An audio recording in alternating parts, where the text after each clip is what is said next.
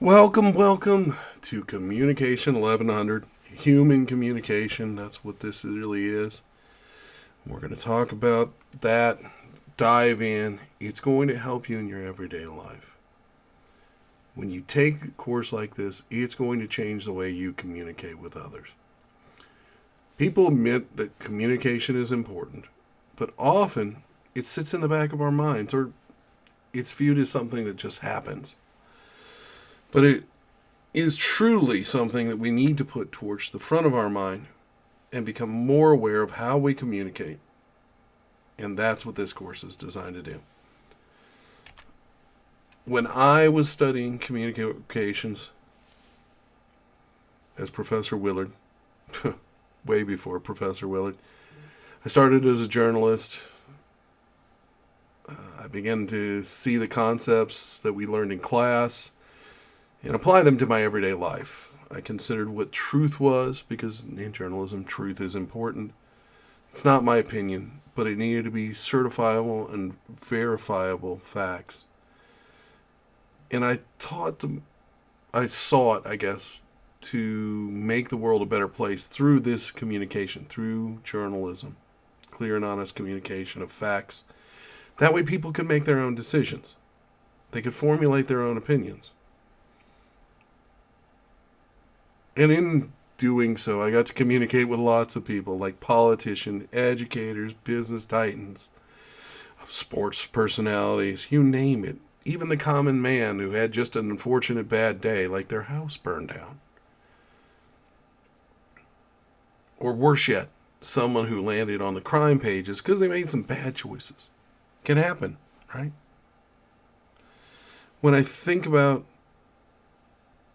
communication, I also think about ethics, and we're going to talk about that as well.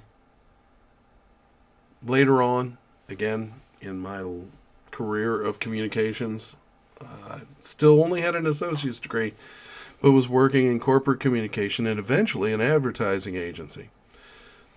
I saw the importance of communication and my energy within groups, because if I came with too much energy and too much strength in my communication, then the people wore out and couldn't get as much done as we would have liked to have done. So, there was a lesson in my communication on how to improve my performance and improve other people's communication and other people's energy and performance as well. Again, working in small groups, we had to communicate. We had to come up with creative ideas on pitches for companies. And I still considered ethics while I was working in advertising. Maybe I'm an oddball, but I just didn't want to be one of those sleazy ad guys that we can think about. Maybe if you've seen the show Mad Men, you can relate to that.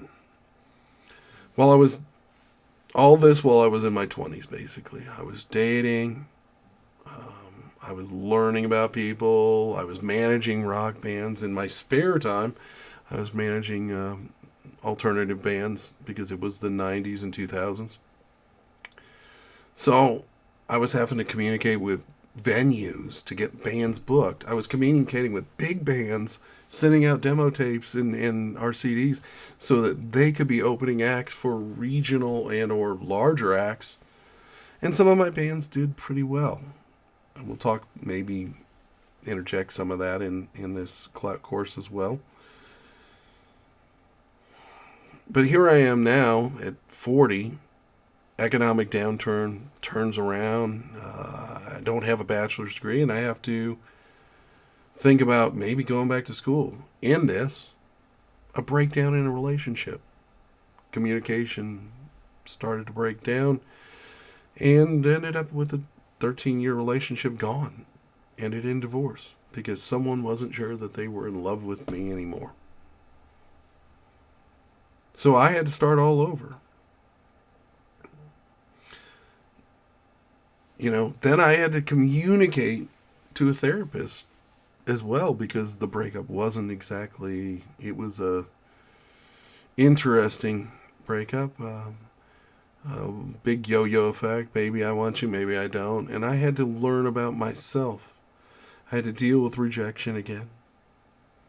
And when I healed, I revisited the dating world again, and I had to start communicating with people on an interpersonal level again through all of our methodologies and our structures and our habits as human beings. We do the dance, right? But I found that even interesting because I'm meeting new people, learning their life story, seeing our differences, seeing our similarities, and being impressed with people in general. Built another relationship, got to be a stepdad, finished school, got to be a professor. Didn't see that one coming. So, again, communication was huge. It was all part of my life, and it's all been part of my life. I've been a communicator since I was young. And when I think about communications, it's a deep field. I'm going to break it down into simple components for you guys. Check your syllabus again for contact information. The textbook's in there, and I'm even creating a how-to on how to see things within the course and make you and create an understanding of better communication so that you can move through the class and feel good about things, right?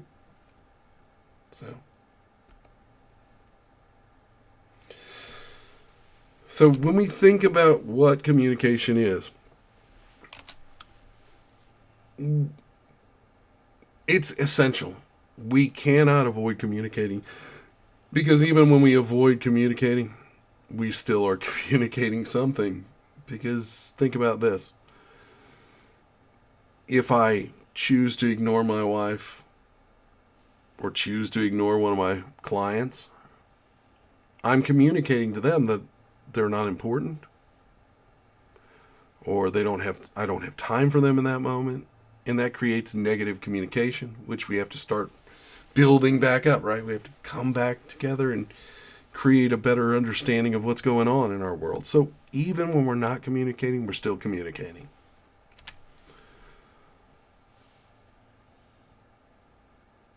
When we think about communications,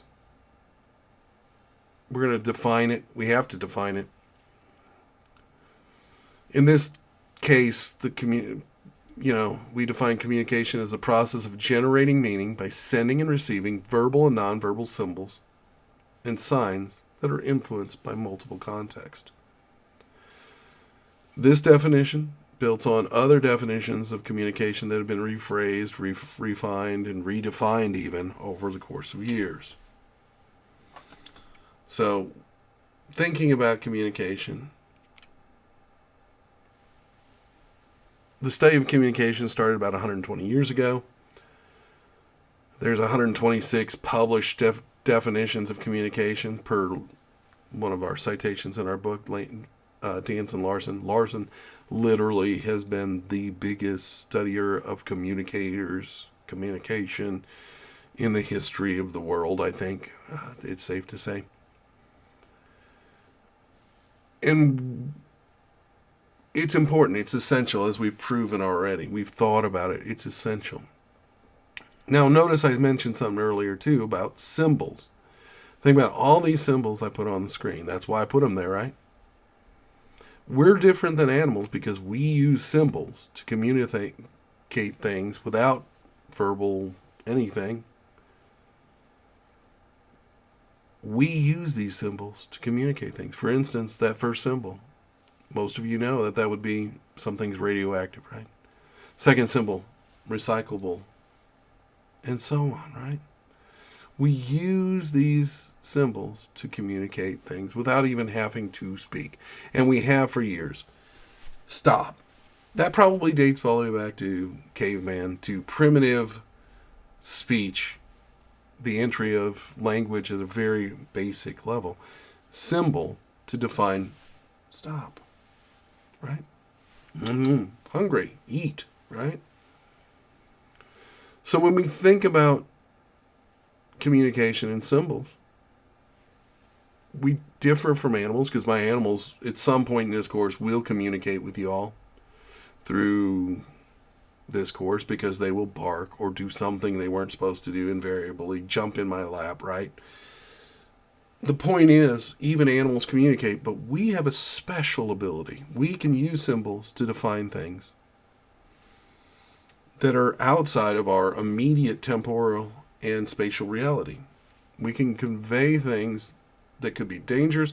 We can convey things that could be benefits, like bathrooms, right? So when we think about using symbols or abstract symbols,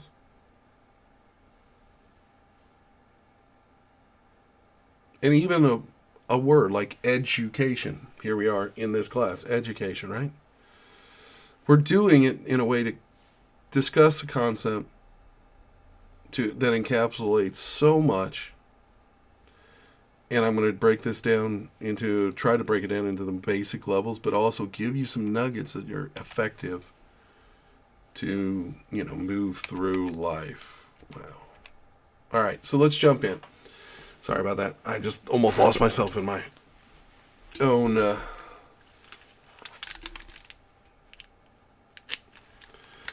sorry, I'm getting used to a new recording space, so learning where my limitations are.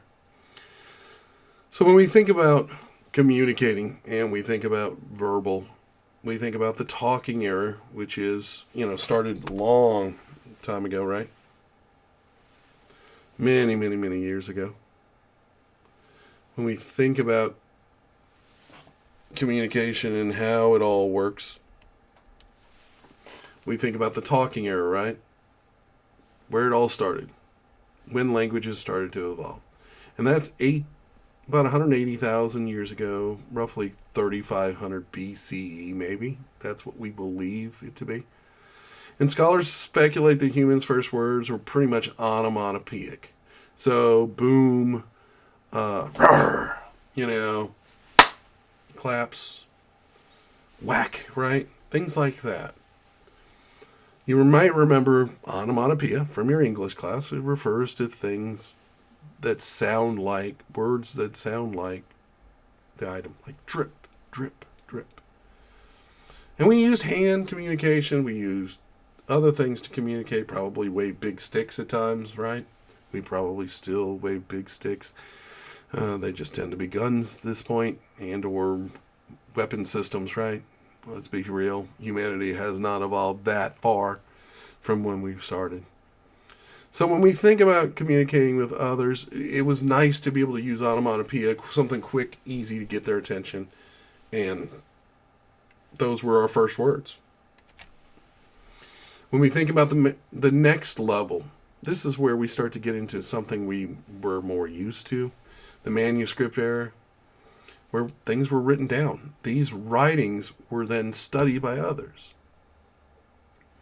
As hunter-gatherers kind of shifted into small villages, began to learn agriculture in a better manner, how to plant, created calendars so that they could understand where the stars were, when to plant, when to harvest. And then they had to store that product and then protect the grain and then possibly even trade, right?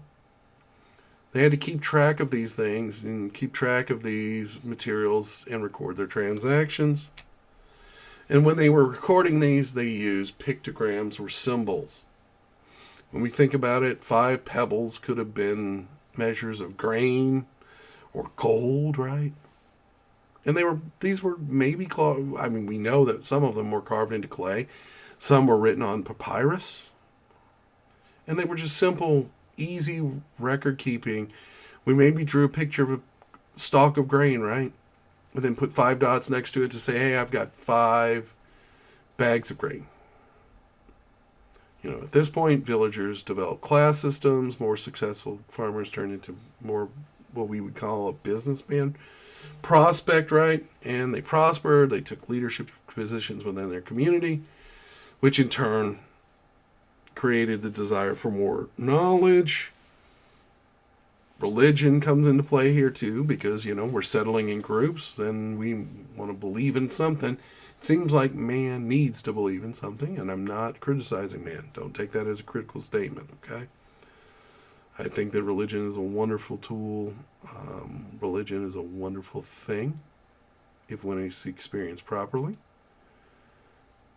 If at its worst it creates a moral code, that's great. And at its best, it gives people a way to live and something to see in their future. I'm going to believer in many things, but I'm not going to preach at anyone, that's for sure.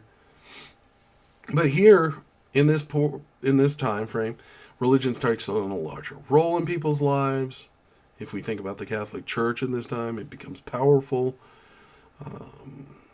becomes an army unto itself, by the way. And then that leads us back to we don't always act well in these situations. So we needed to raise armies to protect our assets, to protect our grain stockpiles, to protect the homes that we had. And then armies create elite classes. We have trainers of warriors. We have warriors themselves, which require more bookkeeping, which further create more use of this whole pictogram system and actual needing a language. The clergy, again, they're ruling the elite, giving the elite powers, their God-given rights to rule right.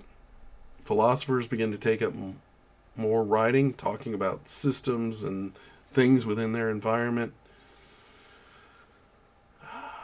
The writing itself becomes an important part of the process as well. We start to think about deeper and deeper thoughts. And that leads me to another thought. Not that it's not on topic, because it totally is. Think about a church service. Many of us have been in a church service. Think about our church service as mainly oral, not so much written, with a lot of talking, singing. And this practice is still followed all the way back from way back when, right? During the 5,000-year period of the manuscript era, literacy, the ability to read and write, didn't spread too much further than the privileged people. Which leads us to the print era. Bum, bum, bum. In the print era, it's marked by the printing press, ability to produce written text, speeds up education of the masses. Countries begin to have higher and higher literacy rates. Leads to more creativity, problem solving, invention within said countries. And then these things continue to speed up as invention creates new inventions. As people have more and more people actively working together to produce solutions to problems. Also, we get the ability of the newspaper, and me being a journalist at heart, I'm always going to say we got to spread the news of the world to everyone, and that was important.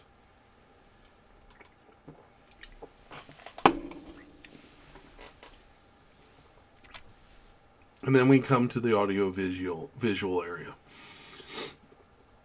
So this era starts with the invention of telegraph, then telephone, then radio, then television. Notice I haven't said computer yet. We still haven't gotten there yet. It entertains the masses, speeds up the flow of information and discussion and invention. So more and more people are involved in that process. And then we get to dun-dun-dun, because I know you all were thinking about it, the internet era. And we're still in this era. It is the most rapid dispersion of information that we have ever seen. The internet, it changed the way we lived our life. I can safely say, because I was born in the 1970s. So I grew up in the 70s and 80s, graduated high school right around 1990, went to college at the start of the internet age for the masses. I had a computer my high school year, did not have internet, however, but used it to write papers, do things of that nature. And then when I got to college, after playing 2 years of minor league baseball, let me throw that in there. So 92-ish, 91 I took a handful of classes, but in 92-ish, now we're in the internet era. Now the schools have internet. We're using it to transfer information. Personal media becomes a thing. I think about how communication changed. Even as I was studying journalism, even as I studied communication fields, here we are learning new things. We have new flows of information coming to us. We didn't have to go to the library and research everything, look at microfilm, microfiche. We can actually get this off the internet. It's powerful, super powerful. So when we think about, those are the ages basically of communication. When we think about communication now and think about the study of anything, really, quite honestly, Aristotle comes into play. So he had a lot of writings on communication, and while he's not the old one that has the oldest writings, he did some of the deeper dives early on. Greek philosophers and scholars such as Aristotle theorized about the art of rhetoric, meaning speaking well, speaking persuasively. So what is rhetoric? Today when we hear that phrase, rhetoric, we think about politicians and, you know, their opinions and their beliefs. We think about those things. But what they meant by rhetoric back in the Greek philosophy is more of being able to convey thoughts and ideas easily, well, and to others, and then ultimately change their opinions and on their lives. So rhetoric for Aristotle means that much more than what we think about it today. So when a communicator is like a politician's misleading or vague or dishonest, it isn't really, they're actually doing the exact opposite of what Aristotle had in mind, which was being an effective communicator, getting ideas across and getting their point across. When we think about the study of rhetoric in the field of communication, we think about oratory, you know, politicians getting in front of us, people getting in front of us, and talking, or debates, perhaps, right, regarding laws, what's going to happen in our community. I think about community meetings. I think about lawyers giving speeches within the court system to try to defend or convict someone, right? These are all ways that we still practice rhetoric to this day. You know, we think about in community, that community meeting, which is civic engagement, showing up and talking about maybe they're going to build a data center in your community. Maybe the water situation in your community is bad. I'm dealing with that right now. I live in Gainesville, and Lanier Lake has just not been really good lately as far as a good water source. You know, so that we're going to have to think about other ways to get water for Gainesville in 20 years, 15 years. So when we think about communication, we think about how essential it is to everyday life, to everything we do. We cannot not communicate. We're just stuck in this, so we better get better at this. That's really where we're sitting. We've got to get better. So Aristotle was followed by some Roman orators like Cicero. And Cicero did a great job creating the 5 canons of rhetoric. And please make sure you're paying attention, because I'm going to tell you a little trick in this class. If you see it highlighted other than the title, you can pretty much bet I'm going to come back to it. The 5 canons of rhetoric by Cicero are invention, arrangement, style, delivery, and memory. And I actually put the real terms that he called them, because remember, Cicero spoke Roman, spoke in you know, when we think about that whole idea set, I just went ahead and added it. But the reality is invention, invento, arrangement, disputo, electo, which is style, how you're going to bring it to us. When we think pronuncio, again, that's your delivery. That's how we were getting those words across. What words were we using? And memory, is the speech memorable?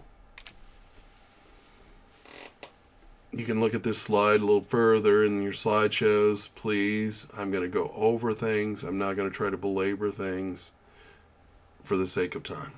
Trying to get us through, right? When we think about invention, it refers to the evidence and arguments we use to convince people or even to convince ourselves. And it's probably our most studied canon of the 5 canons. When we think about, we're always getting new information. We can make new assumptions about things. When I think about, I'll give you an example. I'm a big baseball fan.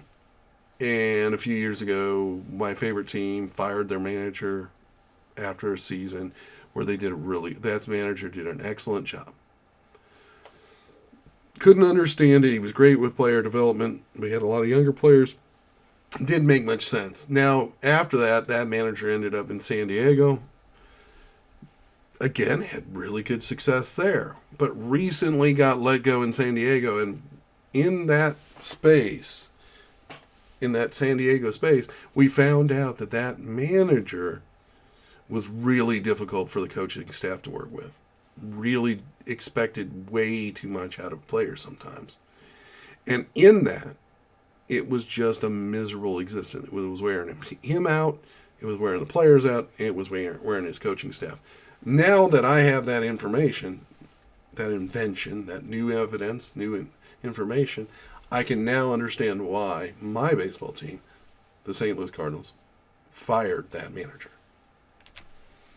When we think about arrangement, it refers to the organization of the speech.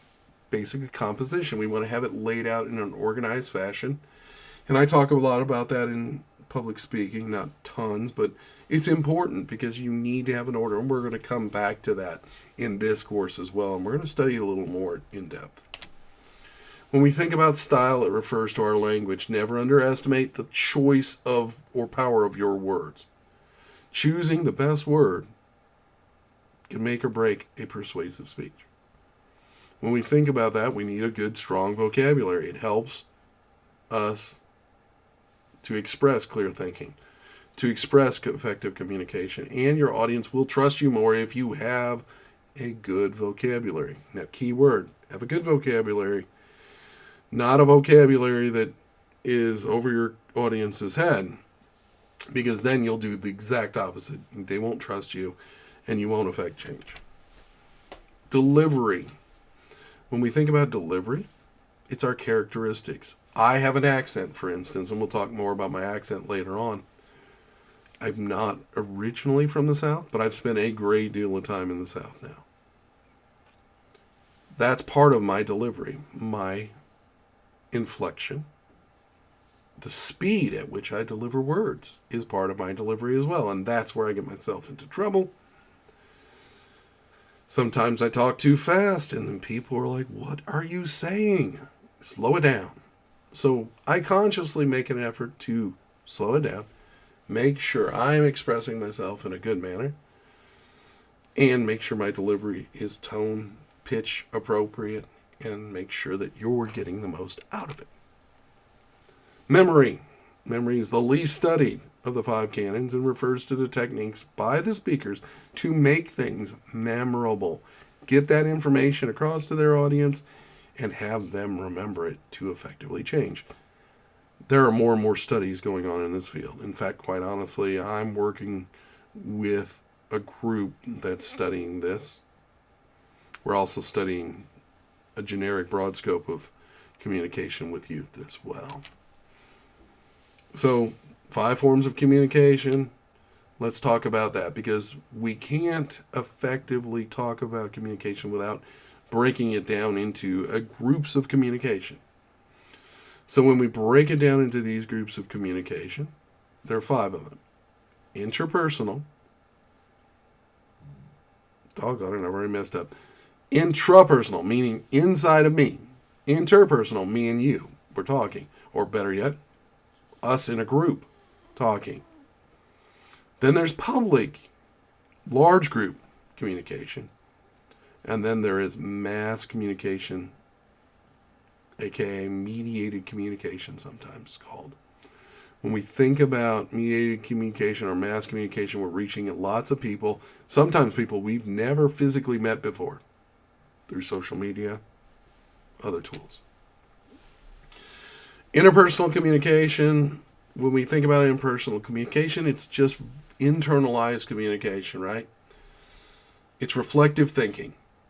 Sometimes my internal communication, my intrapersonal communication comes out, and my wife says, what did you say? It wasn't meant for her, that's why it was said so quietly, and therefore,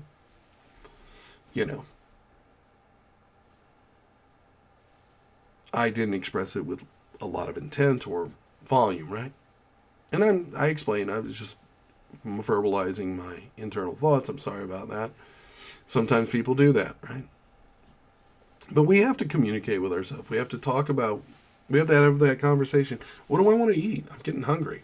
What do I want to eat, right? What do I want to drink? Do I want to drink Diet Mountain Dew? Yes, I do, by the way. So that's my thing. So the idea of hunger, my belly is starting to get hungry. It's 12:30 when I'm recording this lesson. So, lunch is upon me, and I haven't really thought about it. I'm too busy recording this lesson. And it's starting to interfere. Oh my goodness, it could interfere with the whole of us if I let it, right? I'd start thinking about it too much and not what we're talking about.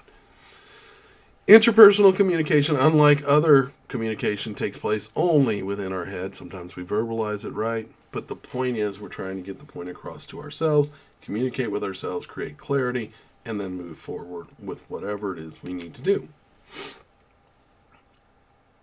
Interpersonal communication is important because it contains a lot about who we are. So when I think about interpersonal, our self-concept comes from intrapersonal communication.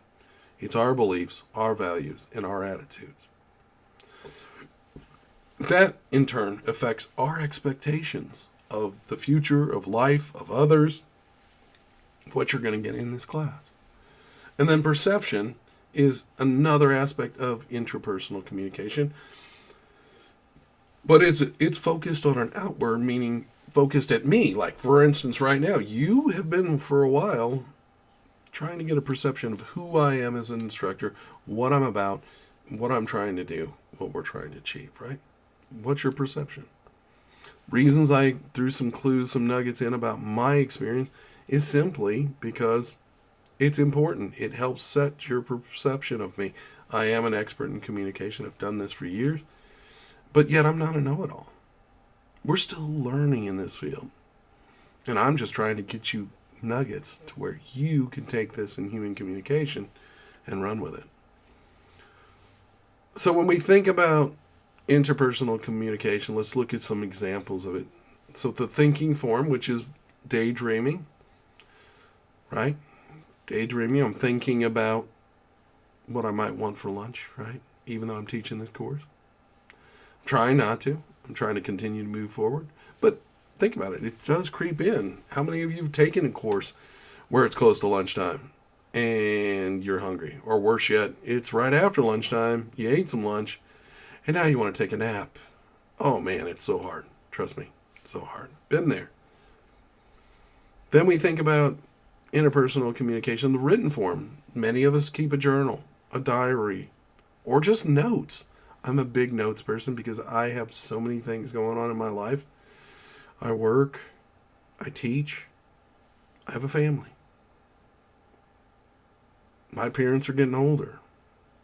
I've got a lot to remember. I need to know what my stepdaughter needs might be. Even though she's in college doing well for herself, still things I need to do for her, right? So I'm going to jot down those notes. Keep those written forms. But it's interpersonal. It's mine. It's not meant for other people to read. And then, of course, I mentioned earlier, the vocal form. I talk to myself, or I practice. Sometimes you let your emotions be heard out loud, walking you through. I can't tell you how many times I went to bat, remembering where pitch locations were, what pitcher strategies tended to be, and how I thought they were going to try to pitch to me in that at bat. I would sometimes vocalize that to myself. Wasn't always the best strategy because sometimes the catcher would hear me and change the pitch.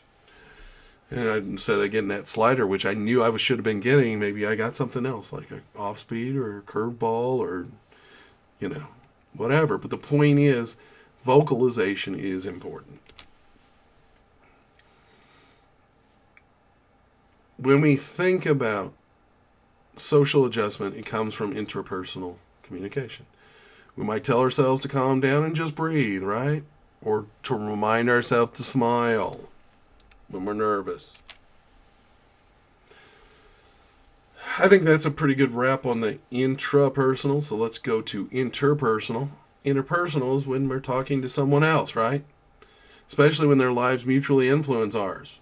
When we think about interpersonal, that might be parents, that might be our significant other, that might be a teacher, for that matter, Interpersonal communication builds, maintains, and ends relationships. And we spend more time engaged in interpersonal communication than other forms of communication. It presents itself in various contexts. There's so many studies of interpersonal communication, like intercultural communication, where you're studying people from other cultures and how we as Americans don't always effectively communicate with them. And I'm going to talk a little bit about that in this course too. We're going to sometimes organizational communication. That's one of my special areas of specialties. When we think about leadership groups and how leaders can talk to the people they need to execute those jobs, the average worker, right? And how the average worker can in turn communicate to the leadership. Think about health communication, computer-mediated communication can be interpersonal. It could be one-on-one, right? So, like for instance, if I send a text to my wife, I'm pretty sure I heard my phone buzz a moment ago. My wife is seeing her father, who is terminally ill with cancer, unfortunately, guys. So, those that pray, please keep him in your prayers. Be thankful. Think of me often, because it's a new era, a new chapter of our life. It's her last parent, and he's been a better father than my own father. So it's a hard chapter. And while I want to look at that text that I got, the reality is this is important too, right? So I'm on this. I'll look at that text in a bit. But interpersonal communication, she didn't know that I was already teaching this course, she might get upset because I haven't checked my text, correct? That could lead to the breakdown of a relationship. So think about how littlest things sometimes affect so many things. When we think about interpersonal communication, it's planned or unplanned. It is always interactive. You're always trying to do something, or they're always trying to do something when they're talking with you, right? Even if we're talking about nonsense or nothingness. It's usually more structured.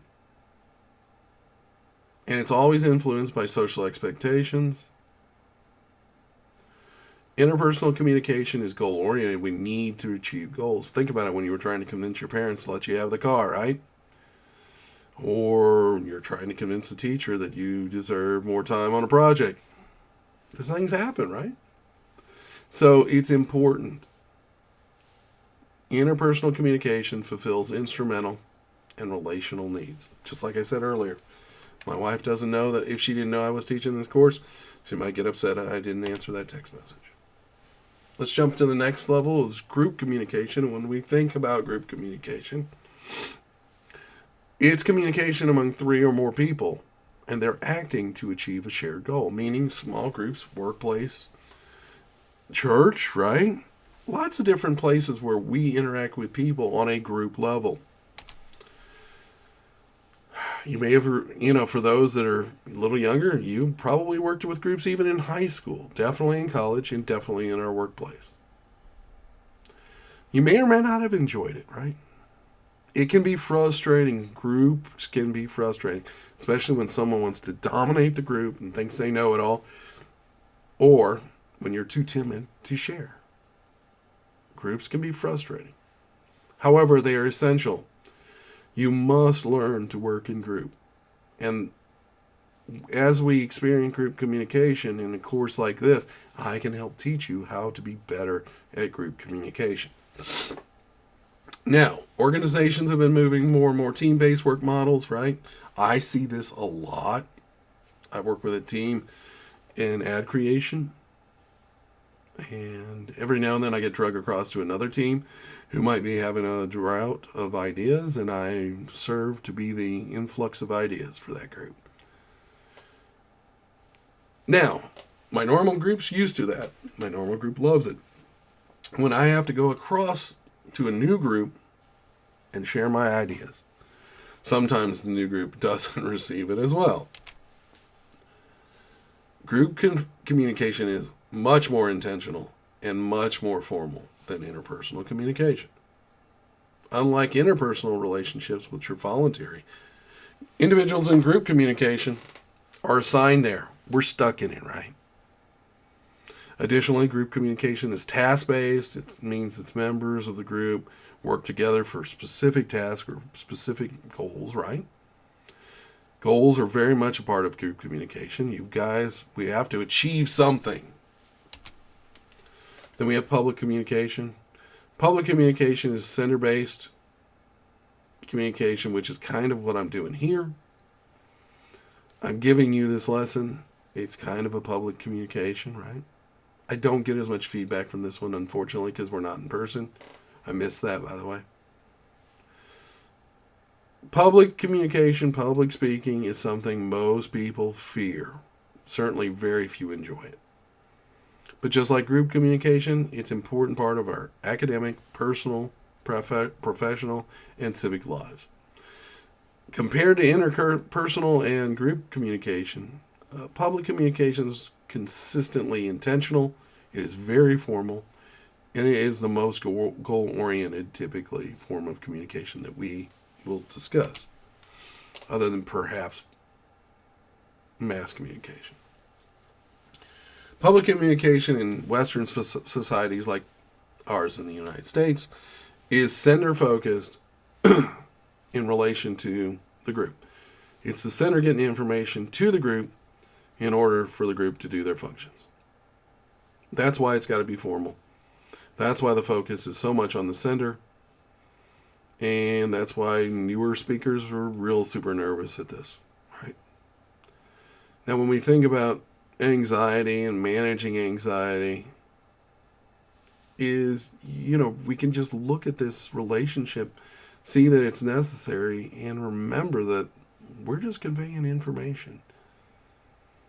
As we are around a group in public communication, we get better and better and better at communicating with them. Despite its formality, public communication is similar to the daily conversations we have, right? Public speakers don't develop relationships with individual audience members, typically, but they have the benefit of face-to-face with them, and they can get that verbal and nonverbal feedback channel, which is the one I was talking about missing as an instructor when you do online. Let's talk about mass communication. Mass communication is when it's transmitted to many people through print media or electronic media. Print media is dying, let's be real. So electronic media is the driver now. I grew up in print media, but magazines and newspapers are just about dead. All right, let's be real. Television, websites, blogs, social media, that's mass communication, and that's what you engage with probably every day of your life, right? And we're using technology to send this information out. That's what distinguishes it from other forms of communication. When we think about the intentionality of mass communication as well, it comes into play when we're creating the message. Before we even push enter, we're thinking about these things. And if it's talking about a television show or even people who manage people's social media, think about how many people are involved in making sure that message is delivered in an appropriate manner, and then it goes out in a way that hopefully we as the audience receive it well. When we think about not being polished or practiced, though, this is why I went to that George Bush quote, which I was going to put the clip in, but it's such a pain to play video in video. But George Bush said, as he was delivering a speech one day, there's an old saying in Tennessee, I know it's in Texas, probably Tennessee, that says, fool me once, shame on you. Fool me, and you can't get fooled again. Now, we know what he was trying to say there. It's fool me once, shame on me. Fool me twice. Fool me once, shame on you. Fool me twice, shame on me, right? We can't keep letting people fool us. We can't let people get the better of us. That's what he was trying to convey. He almost confused me there in that. The point is, he didn't practice it, wasn't intentional, and ultimately made for a comedic moment in a presidency, right? But think about when we watch our favorite television show, or look at the way people engage with us on social media, right? These messages are intentional through the technology. And the intentionality and the goals of the writers, by the way, the goals of the people involved, creating the message, may vary greatly, but they are trying to get a point across to you, and they are trying to deliver a message to you. The President's State of the Union address is one of those mass communications with a definitive message. It's very formal, very goal-oriented, and very intentional. But sometimes presidents don't do a good job of delivering them. I'm not picking on the current president, but he doesn't always do that either. When we think about mass communication, it differs from other communication in terms of the personal connection between the participants. When we think about mass communication, we're creating an illusion of a personal connection with each one of us, right? Someone, the writer, whoever is trying to create a connection with us. Unlike interpersonal or group or public communication, there is no nonverbal feedback loop to get an idea of what's going on. When we think about it, it's almost like writing a letter and then waiting for a response, right? That's what they're effectively doing with mass communication. That's why there's so many people studying it and so many people trying to make sure that these people who are deeply involved in mass communication are delivering messages and hitting the audience directly, right? So I see tons of mass communication just like you do every day. Sometimes they're excellent, sometimes they're not. The point is, we're now starting to get bombarded by mass communication, and we're finding ways to tune it out too. That's a whole nother aspect as we study that a little deeper. The main career areas that communication majors, like, why would I study this, and what could it do for me? Well, if you're studying business, sales, customer service management, I think about real estate, human resources, training, development, all within the business field, if we can communicate better, can lead us to a career path that we never even saw coming. In public relations and advertising, we got public relations, of course, advertising and marketing, public opinion research, development, event coordination, even crisis communication like I do. When we think about media, we think about editing, copywriting, publishing, producing, directing, videoing, videographer. There's so much here. Media sales. When we think about nonprofits, administration, grant writing, fundraising, public relations, event coordinators, just so many aspects that communication, taking courses like this can help. Whether it's law enforcement, education, again. When we think about these things, They're essential. And I want you to take a moment to think about this. What if there's anything you would be interested in within those lines of work, what would it be? Why are you interested in it? And secondly, if it's not interesting, and I totally understand that, how can communication help you do your job better? That's it for part 1. Stand by for part 2. You're going to be clicking on another link. It's got a different PowerPoint. I'm breaking these up to make sure that we are not overdoing it. All right? So I'm going to try that at first, and then we're going to try some whole lessons, and then we're going to see which one works best. So thank you so much for Unit 1, Part 1, and I'll see you soon.